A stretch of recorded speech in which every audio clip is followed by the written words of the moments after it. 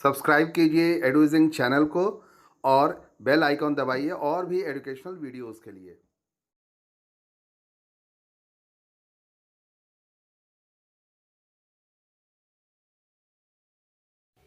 Hello everyone, welcome to our YouTube channel EduZing. We don't proclaim, we prove. मित्रों, आज मैं एक बहुत ही मार्वेलस टॉपिक लेकर के आया हूं जो कि अक्सर देखा जाता है स्टूडेंट्स कम्युनिटी में कि वो बहुत परेशान होते हैं। मैं कैसे परीक्षा दूंगा, मैं कैसे पढ़ाई करूंगा, मैं आज नहीं कर पाऊंगा, मैं कल करूंगा, इसके लिए बहुत तैयारी करनी होगी। तो ये सब टॉपिक्स को डील करने के लिए एक बहुत ही अच्छा वर्ड होता है इंग्लिश में जिसको हम लोग बोलते हैं प्रोक्रेस्टिनेशन। प्रोक्रेस्टिनेशन का मतलब जो डिक्शनरी मीनिंग होता है वो ये होता है कि it is the avoidance of doing a task that needs to be accomplished by a certain deadline, यानी कि एक निश्चित समय सीमा के अंदर में किसी काम को पूरा करने का टाल मटोल करना या उसको स्थगित कर देना या उसमें विलंब करना। ये बहुत ज्यादा देखा जाता है स्टूडेंट्स वर्ग में कि आज नहीं करना है, कल करना है, परसों करना है, मुझसे नहीं होगा। तो प्रोक्रेस्टिनेशन जो होता है ना, उसके लिए कहावत भी कही गई है कि procrastination is the thief of time, यानी कि गया वक्त फिर हाथ से नहीं आता, यानी कि जो वक्त निकल जाता है, जो गुजर जाता है, वो फिर हाथ में नहीं आता है। तो मैं आपको बता दूं कि प्रोक्रेस्टिनेशन का बहुत सारा रूप है, उसके बहुत सारे कारण भी हैं, लेकिन आज हम सिर्फ चूंकि स्टूडेंट वर्ग के लिए बात कर रहे हैं तो इसमें हम एकेडमिक प्रोक्रेस्टिनेशन के विषय में बात करेंगे। तो आइए पहला पॉइंट हम डील करते हैं। इसमें क्या होता है कि पहले पॉइंट में हम देखते हैं कि आपकी सोच कैसी है। तो और सोच में बदलना हो, यानी कि सोच बदलो, change your thinking. Change your thinking में क्या होता है कि हम जब कोई भी चीज सोचते हैं, कोई भी चीज पे हम विचार करते हैं, तो हमारा जो सबकॉन्शियस माइंड होता है वो इतना एक्टिव नहीं होता, वो हमें परेशान करता है और वो हमें बार बार पुश करता है। वो हमको बताता है कि आई कांट डू इट, मैं इसे नहीं कर सकता। लेकिन मैं आपको बता रहा हूं कि repetition of any work make work easy. जब किसी काम को बार बार आप लगातार दोहराते जाएंगे ना, तो काम आपका आसान हो जाता है, यानी उसमें आपको उसको मांझते हैं एक तरीके से और वो प्रैक्टिस करते हैं। तो practice makes the man perfect कहा भी गया है। तो ये इजी हो जाता है और यही जो आप सबकॉन्शियस माइंड जब आपका बोलने लगता है कि आई कांट डू इट, अब वो ये बोलने लगता है कि आई कैन डू इट। इस यानी कि हमको अपने काम को रिपीट करते रहना चाहिए जब तक कि हम ये नहीं, मेरा जो माइंड है ये नहीं बोलना शुरू कर दे कि आई कैन डू इट। दूसरी बात कि set your mind in motion, affirmation motion. हमको अपने दिमाग को हमेशा एक गति में रखना चाहिए और वो भी सकारात्मक गति में रखना चाहिए, तभी जाकर के हम किसी चीज को ठीक कर पाते हैं, यानी कि हम अपने विल पावर को डेवलप कर सकते हैं। दूसरा सबसे महत्वपूर्ण पॉइंट जो ये होता है, चेंज योर हैबिट्स, आदत बदलो। कल्टिवेट राइट हैबिट्स, यानी कि अच्छी आदतों को जन्म दो। और ये तब हो सकता है जब हम जो सबसे आसान काम होता है उसको पहले करेंगे और जो सबसे टफेस्ट काम होता है उसको बाद में करेंगे। इसको ठीक पलटना पड़ता है, यानी कि don't run towards the easiest, do the toughest one first. पहले टफ काम करो, इसके बाद फिर इजीएस्ट वन को करो, क्योंकि टफ काम पहले करने से उसमें समय ज्यादा लगता है और जो इजी है वह आपके लिए आसान तो है ही। परीक्षा के दौरान ऐसा अक्सर देखा जाता है कि बच्चे जो बिल्कुल इजी वाले होते हैं, वो जो पहले से सीखे होते हैं उसी को बार बार रिपीट कर रहे होते हैं, तो वो तो ऑलरेडी आपका रिपीटेड था, वो आपके लिए इजी था। लेकिन टफ वाले पार्ट पे 11th आवर में वो तैयारी करते हैं और कहीं कहीं पर भाग दौड़ करना शुरू करते हैं, किसी से पूछताछ करना शुरू करते हैं और ऐसी स्थिति में वो शायद सफल नहीं हो पाते हैं और फिर बाद में वो मेंटल डिप्रेशन में चले जाते हैं या घबरा जाते हैं, वरीड हो जाते हैं कि हम कैसे इसको कर पाएंगे। इस पे एक बहुत ही अच्छे राइटर हैं रॉबर्ट फ्रॉस्ट, उन्होंने भी वो एक कविता में लिखा था कि आपको दो रास्ते हैं, आपको उसमें से एक रास्ता चुनना है। तो पोएट ने क्या किया था कि जो सबसे कठिन रास्ता था उसको पहले चुना। क्यों? क्योंकि वो जानता था कि इस इजी वाले रास्ते से जाने पे हमारी पहचान भी नहीं बनेगी। इसलिए भी हमें अपने हैबिट्स को इसके लिए कल्टीवेट करना पड़ेगा कि जो राइट हैबिट्स है वो ये है कि इजीएस्ट को बाद में करो, टफेस्ट को पहले करो। दूसरा कि आपके अंदर में the habit of making the first step priority list होना चाहिए कि हमको किस काम को पहले करना है, किस काम को बाद में करना है। तो जो शेड्यूल होता है उसको जब हम फॉलो करके करेंगे तो हमारे साथ इस तरह की परेशानी नहीं आती है। यानी कि थर्ड पॉइंट इसी के साथ निकलता है और वो ये होता है कि टाइम मैनेजमेंट, समय का प्रबंधन करना सीखना पड़ेगा हमको। यानी कि जो बैड टाइम मैनेजमेंट होता है या जो अनशेड्यूल्ड मेथड जो होता है वो हम लोग को स्पॉइल कर देता है। यानी कि हमको क्रिएट करना पड़ता है डेडलाइन, टास्क, एक्टिविटी। अगर हम कोई निश्चित समय सीमा के अंदर में किसी काम को करने का अगर हम प्लानिंग नहीं करते हैं तो हमारा काम कभी भी सक्सेसफुल नहीं होता है। हमें तय करना पड़ता है कि इस समय सीमा तक हम ये चीज़ को ख़त्म कर लेंगे, इस समय सीमा तक हम इस पढ़ाई को पूरी कर लेंगे, तब जाकर के आपको उसमें सफलता मिलती है। और आप प्रोक्रेस्टिनेशन जो कहा जाता है, जिसको टाल मटोल कहा जाता है, वो नहीं कर पाते हैं। यानी कि आपको क्रिएट करना होता है priority based to do list. To do list कि हमें क्या प्रायोरिटी में लेना है, पहले हमको किस चीज को पढ़ना है, फिर किसको पढ़ना है, फिर किसको पढ़ना है। समय के अनुसार हमें रात में मैथ्स बनाने में बहुत अच्छा लगता है, तो मैं उसको रात में ही बनाने का एकदम फिक्स टाइम कर लूंगा, तभी जाकर के हमारा टाइम मैनेजमेंट फॉलो होता है और अच्छी पढ़ाई हो पाती है। और उससे भी महत्वपूर्ण बात होती है कि मॉर्निंग रूटीन एक्सट्रीमली इंपॉर्टेंट कहा गया है। यानी कि दिन की शुरुआत और खास करके सुबह सुबह की शुरुआत अगर आपकी रूटीन जो है एक्सट्रीमली इंपॉर्टेंट नहीं बनाते हैं तो वो कभी भी आपका पूरा दिन और पूरा रात अच्छा नहीं गुजरता है और आप प्रोक्रेस्टिनेशन, एकेडमिक प्रोक्रेस्टिनेशन को फॉलो करने लगते हैं। मतलब इससे नहीं है कि आप कब पढ़ते हो, मतलब इससे नहीं है कि कैसे पढ़ते हो, मतलब इससे नहीं है कि कितने बजे दिन तक पढ़ते हो या कितने बजे रात तक पढ़ते हो। मतलब इससे है कि आपने सुबह में क्या शुद्ध रक्त संचार लिया, कराया है अपना, या उसका हो रहा है या नहीं हो रहा है। आपने सुबह उठकर योगा किया है कि नहीं, आपने मेडिटेशन किया है कि नहीं, आपने मॉर्निंग स्ट्रॉल किया है कि नहीं, या सिंपल एक्सरसाइजेस भी किया है कि नहीं।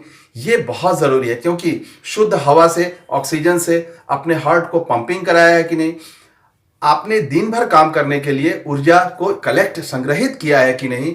क्योंकि रक्त और मस्तिष्क का सबसे मेन जो खाना है, भोजन है, वो है शुद्ध ऑक्सीजन। अगर आप वो ले लेते हैं सुबह में तो आपके अंदर में दिन भर काम करने की ऊर्जा बनती रहती है। तो आप शायद इसलिए भी टाल मटोल नहीं करते हैं, प्रोक्रेस्टिनेशन में नहीं जाते हैं, या किसी काम को स्थगन में नहीं ले जाते हैं, या किसी काम को विलंबन में नहीं ले जाते हैं।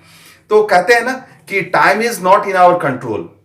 समय हमारे कंट्रोल में, नियंत्रण में नहीं है, but our life is in our control. हमारा जीवन हमारे कंट्रोल में। तो हम अपने जीवन को अगर कंट्रोल में कर लेंगे, जीवन को रूटीन में कर लेंगे, उसके टाइम को मैनेज कर लेंगे, तो ऑटोमेटिक टाइम भी हमारा मैनेज हो जाता है।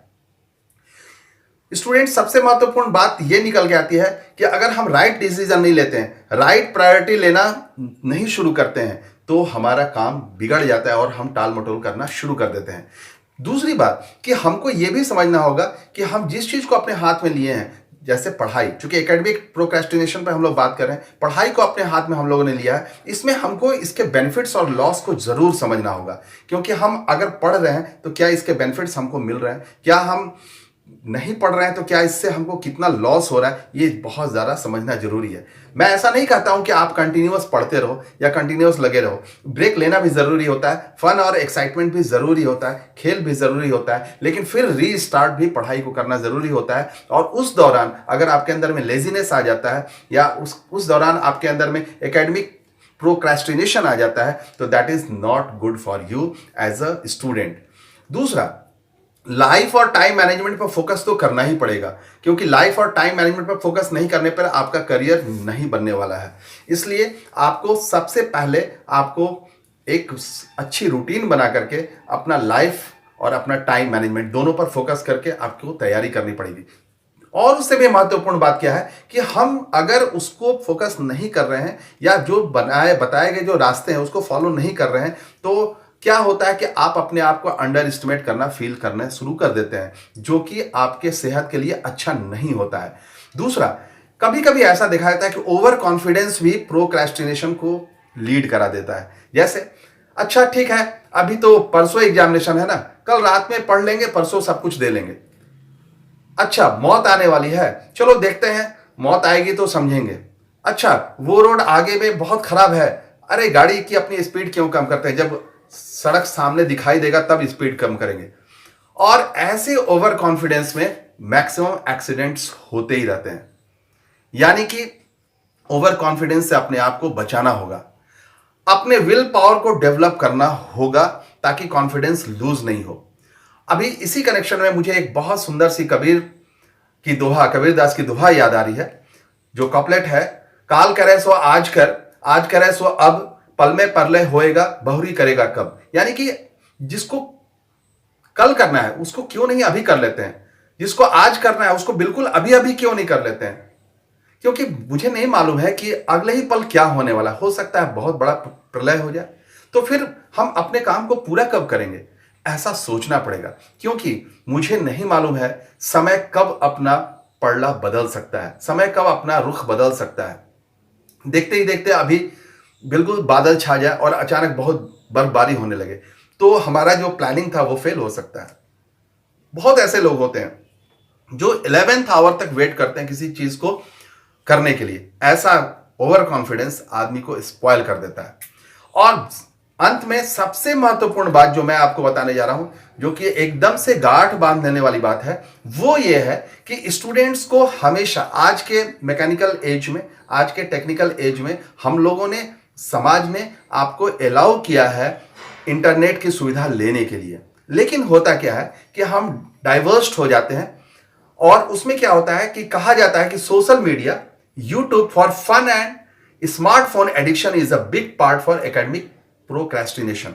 यानी कि सोशल मीडिया से अगर आप बहुत ज्यादा इंवॉल्व हैं, यूट्यूब पे फन के लिए, आप एक्साइटमेंट के लिए अगर किसी चीज को वॉच कर रहे हैं, अगर आप स्मार्टफोन एडिक्टेड हो गए हैं, दिन भर स्मार्टफोन से पढ़ाई कर रहे हैं, बुक्स को नहीं पढ़ रहे हैं, तो ये एक बहुत बड़ा पार्ट होता है एकेडमिक प्रोक्रेस्टिनेशन का। इससे बचना ही पड़ेगा आपको। चाहे लाख भी इंटरनेट की आपको सुविधा मिल जाए, लेकिन आपको बुक्स पढ़ना चाहिए, कॉपीज पे काम करना चाहिए, और हेल्प लेने के लिए आपके इंटरनेट से सारे रास्ते खुले, उसको करना चाहिए। लेकिन हमें सोशल मीडिया के बहुत सारे प्लेटफॉर्म पर नहीं जाना चाहिए। यूट्यूब में हमें बहुत सारी चीजें डाली गई हैं, हमें उस चीज को देखना चाहिए जो हमसे रिलेटेड हो, जो हमारे एजुकेशन से रिलेटेड हो, जो हमारे लाइफ मैनेजमेंट से रिलेटेड, जो हमारे टाइम मैनेजमेंट से रिलेटेड हो, जो हमारे बेनिफिट्स को दिखाता हो, जो राइट डिसीजन, राइट प्रायोरिटी लेने में सहयोगी हो।